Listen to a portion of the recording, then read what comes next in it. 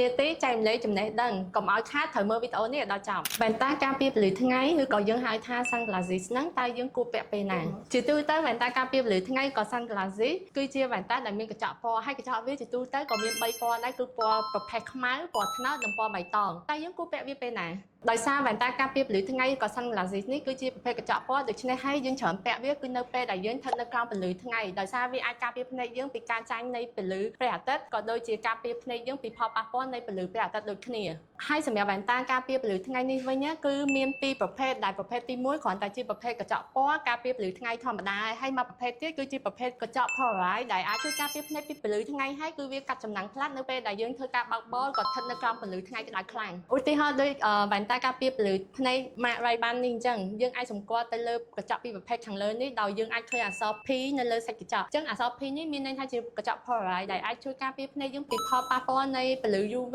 ហើយនិងកាត់ចំណាំងផ្លាត់នៅពេលដែលបងស្ថិតនៅក្រោមពន្លឺថ្ងៃក្តៅខ្លាំងហើយសម្រាប់ប្រភេទកញ្ចក់ការពារពន្លឺធម្មតាគឺយើងមើលទៅគឺវាអត់មានអក្សរ P នៅខាងលើទេអញ្ចឹងមានន័យថាកញ្ចក់នេះគ្រាន់តែការពារភ្នែកយើងពីផលប៉ះពាល់នៃពន្លឺទេប៉ុន្តែវាអត់មាន polarized ដើម្បីកាត់ចំណាំងផ្លាតទេបើបងអត់ចង់ឲ្យភ្នែកមានបញ្ហាដោយសារផលប៉ះពាល់នៃពន្លឺ UV ទេបងអាចអញ្ជើញមកហាងវ៉ែនតា VC Optics ដើម្បីជ្រើសរើសនៅវ៉ែនតាការពារពន្លឺថ្ងៃដែលមានគុណភាព